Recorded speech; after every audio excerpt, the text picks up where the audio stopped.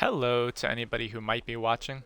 I wanted to make a video for Arma Reforger going over some of the basics for beginners with the addition of all the PlayStation players, as it's just been recently added to the PlayStation Store. I figured it might be nice to consolidate some of the more frequently asked questions. Myself and some of the more veteran players have been trying to answer as many questions as possible and show some of the new players the ropes. But I figured it might be easier just to make a YouTube video in case anybody out there is looking for a brief overview. So I'm going to jump right into it and try to make this pretty quick. The point of the game is to capture 5 major bases with your team. So when I say major bases, those are bases that are in purple. So you see here Gassar at the top. So St. Philippe, Military Hospital, Coastal Base Lamentine, Coastal Morton, Military Levy, St. Pierre, and then Coastal Chotain over here. So those are the bases that need to be captured. You need 5 of them captured as a team, and once you capture the 5th, you have to hold it for 5 minutes and prevent the other team from taking it over. If you can hold 5 bases for 5 minutes, your team wins the round, and then the round begins. There's only 2 maps right now for Arma Reforger, so for some people maybe that's a little repetitive, but for a lot of us, we can't get enough, and it just is a never-ending cycle of enjoyment. So one of the most important things I really want to point out first, because I've noticed this missing in a lot of the rounds, is usually when you start off a server, and a lot of times when you join in, you're not going to start off at the beginning, but there are times when you will be starting off at the beginning of the game, or the server begins, you're at the beginning of the server match. You're going to start off at an MOB, main operating base. In this case, it's over here, kind of in the northern section. These are random. Every time the game starts, it's going to be in a random location. So I'm on the Soviet team. Soviets are starting here. The Americans have no idea where they are, but they could be down here, they could be over here. There's certain specific locations where they will pre-populate, and the more you play the game, you're going to kind of learn where the MOB spawn locations are, but there's quite a few different locations they can spawn at. But it's random each round, and they seems like they obviously try to keep you sort of separated, so you're not going to get 2 MOBs in the same northern section, so you're not going to get a Soviet and then an American right here next to each other. So the Americans are probably down here to the south, or maybe to the west here a little bit. One of the most important things you do when the round first starts, or you capture any base, is place a radio relay station. Now this gets overlooked a lot by new players, and this is by far the most important building, whether it's the MOB, the beginning of a round of the MOB, or you're capturing a new base. The radio relay station should always be first.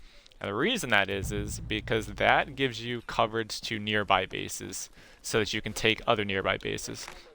So the game is designed in a way that you can't just spawn in and then just start like steamrolling through the map and taking everything. It's sort of designed to kind of keep it moving slowly, which is part of the fun. And as a mil sim, they don't want people to just kind of turn it into like a Call of Duty or Battlefield and just start off and just massively roll through the entire map. So you start off with the MOB. The goal is to take nearby bases and push out, and then eventually take major bases. Right now, we're here. We only have access to Hornbeam Valley. Green bases on the map are bases that you are capable of capturing. So we can take that, or Tyrone at this point. Yellow are bases that are not within radio range. So if it's yellow, you cannot capture that base. And that's another thing you see, especially with new players. You'll see like players down here like trying to take Pinewood Lake, even if it's yellow and we're nowhere near it. That's just a waste of time because you cannot capture it as long as it's yellow. So I'm going to go ahead and place a radio relay. I've already did some of the work to kind of make it quicker. So place a radio relay. Take out your shovel. Any building that you place, you take out the shovel to build. Make sure you don't have disassembly accidentally selected, or you'll tear it down. Again, I want to point out, we are here. You see we have access to Tyrone and Hornbeam Valley. We do not have access to Prologue or Military Hospital. They're both yellow, or everything else is yellow pretty much around us. But once I go ahead and finish this last part and put the radio tower up, всем позывным. Вы только что установили ретрансляционную башню на базе Плазма. Конец связи. You'll see all these green bases now opened up. That means now we can take any of these bases, which we could not take before. So that gives us a huge range. Now, on top of placing your own radio relays, you can capture, there's two major radio relays permanently placed within the game, and they can actually be captured in the game. That's Tower Regina and Tower Entre Deux. Tower Entre Deux is right next to Entre Deux, which is one of the more vital small bases, as is Montiac. They're both kind of centrally located, and obviously Entre Deux is next to a major tower. If you take Entre Deux, that opens up a ton of, it extends a huge radio coverage, so it gives you access to a lot of bases around here. And you'll see in any match you play, if you haven't played already, or if you have played, you've probably already gone through this a million times, but Tower Entre Deux goes back and forth a million times in a round because it's one of the most important bases for people to hold. So you'll see it go back between the Americans and the Soviets. The Soviet bases are always marked red, so you see our MOB is red. At this moment, there's nobody else on my team. I just started this round. Everything else is green. If we controlled these would be red. The Americans, we haven't moved up against them yet. If you could see them, they would be blue. So American bases are always blue. Soviets are always red. Green is a base that we have not captured yet, but which we can capture it. It's within radio range. And yellow is not within radio range, so we cannot capture it. The other thing radio towers do is they help distribute supplies. So if you have, I don't know how to explain this the easiest way. So let's say we own Hornbeam Valley. Let's say we capture it, we go out there, now it's a red base, we own it. We have a radio tower here. This is connected to Hornbeam Valley. Because we have a radio tower here, and this is connected to a radio tower at a different base, that will generate one supply every 5 seconds at this base. If we had Tyrone, that would be 2 radio towers connected to Hornbeam Valley. That means we would generate 2 supplies every 5 seconds. So you see each base has a amount of supplies. MOB has the highest, and that's based on how many buildings you have built there. Every other base, even the major bases, I believe have a limit of 1,500. Now, there's a bit of a caveat with that. These main bases, most of them start off with a massive amount of supplies already. So we haven't captured it, so you can't see the amount of supplies here, but if we went out and we captured Military Hospital would automatically start off after we capture it with several thousand supplies, which makes it easier to build the base up from the beginning. There are 1 or 2 bases that the amount of supplies are a little bit more limited. Coastal Base Morton is one of those bases where when you first take it, you don't have a bunch of supplies right next to the command tent, so you don't start off with several thousand supplies, but there are some supplies within the grounds of the base already. And in town, if anybody who's unfamiliar, this is Coastal Base Morton. There's a supply depot right here. If you can run trucks or vehicles up here, you can grab supplies pretty easily and move them down here and build it up. However, the rest of the major bases will come equipped with several thousand supplies, so it makes it very easy to build up at the beginning. Once you run through those supplies, though, then the supplies will keep generating like any other base, depending on how many radio towers are connected, but at a rate of 1 to 5 every 5 seconds, and then it will cap at 1,500 supplies. Or you can run the supplies to the base, and as long as there's storage, you could technically refill as many supplies as you want. So if you ran 10 supply trucks with 600 supplies each, you could technically put 6,000 supplies here as long as there's storage based on the different buildings. Speaking of buildings, with the MOB at the beginning of a round, radio tower relay is the most important. What comes next is debatable, but for me and several other players, it's usually a toss between the light vehicle maintenance depot and the ammunition supply. Now, somebody already put the ammunition supply here. I and some other players I know like to go with the light vehicle maintenance because when you take either a vehicle or supplies or weapons from a base, those cost supplies. Spawning out of base, I don't think it counts with MOB, but every other base when you spawn, it takes supplies to spawn. So kind of, in case it hasn't been made clear at this point, supplies are vital in this game. Like, you need supplies to be able to spawn, you need supplies to be able to grab equipment, you need supplies to be able to build buildings, you need supplies to be able to get vehicles. So you need to make sure people are running logistics, making sure they're resupplying bases, and making sure you're, you know, keeping track of how many supplies are at bases, especially if it's going to need to be, if it's going to, you're going to need to defend it. Because if you have a base and you see enemies coming and you decide to build up the base, but then you run out of supplies and the enemies come, then you might not be able to have people come spawn to back you up to defend it, and it makes it easier for enemies to take it. So that also goes with the beginning of the round, especially with the MOB at the beginning of a match. The problem is when you put the ammo supply here, a bunch of people will run up, will get kitted out, grab a bunch of like strong weapons, which can cost up to 50, 60 supplies each, as well as the ammo and all the other fun stuff they're going to get. And then you're never going to have enough supplies to do anything else. And then you basically have a bunch of people stranded here at the beginning of the match without any vehicle to go anywhere. So people will be, you know, nicely kitted out with fancy weapons, but they can't get to any bases to take it. So the idea is if you build a small light vehicle depot, you can give vehicles to people so that you can go out, use the standard kit you start the match off with, go out, take other bases, and then once you take some major bases with a bunch of supplies already there, like military hospital, then you can get kitted out there, and that becomes kind of your secondary base of operations. So you can kind of split, you know, instead of everybody spawning here and grabbing ammo and everything constantly and draining the supplies, you can kind of split that between this or several other bases. Otherwise, you move off to a very slow start.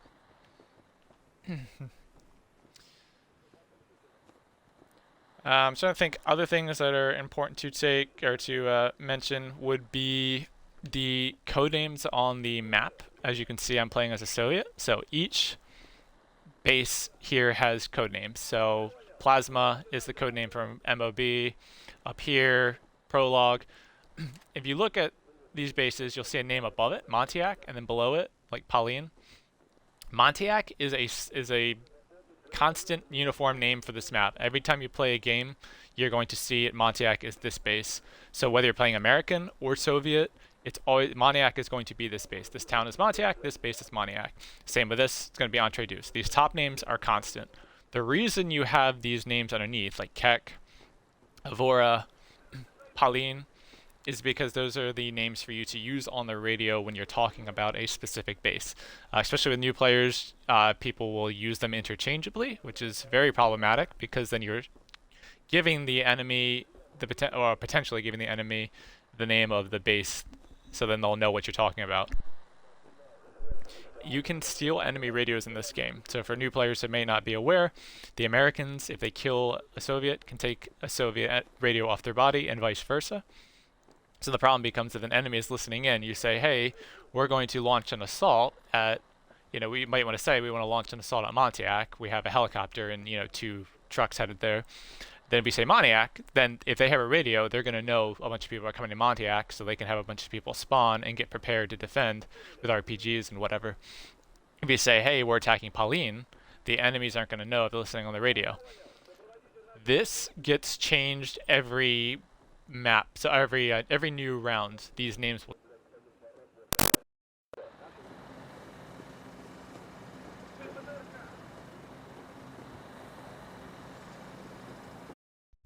another thing you've noticed if you play this game a bunch. Yeah, alright, that was a lag. That's okay. Anyway, so these names will change every round. So right now, MOB is Plasma. Next round, it might be Bizon or it might be Lednik.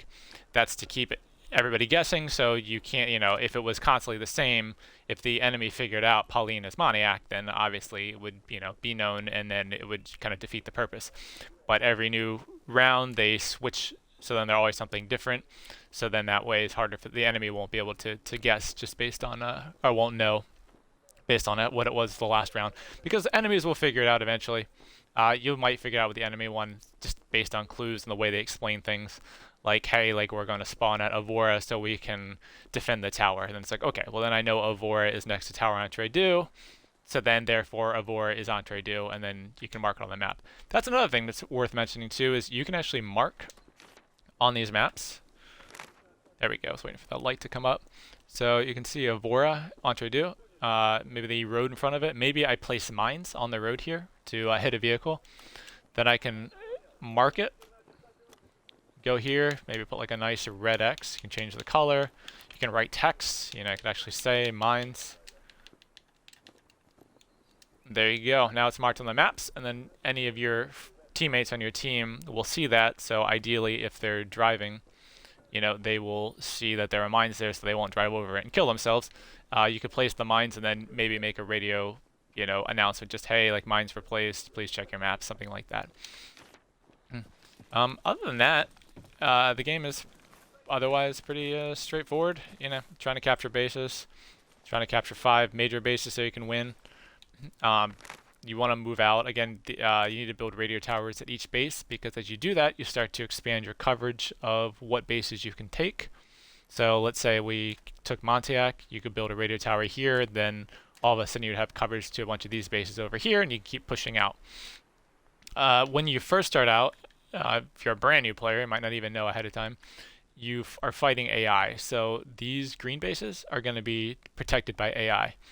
So the first, give or take 45 minutes to an hour of a match, pretty much every match, you're going to be fighting AI, and then at some point you're going to run up against the enemy team, and then you'll be fighting enemies. So it starts off as a PvE, and then the game turns into a PvP.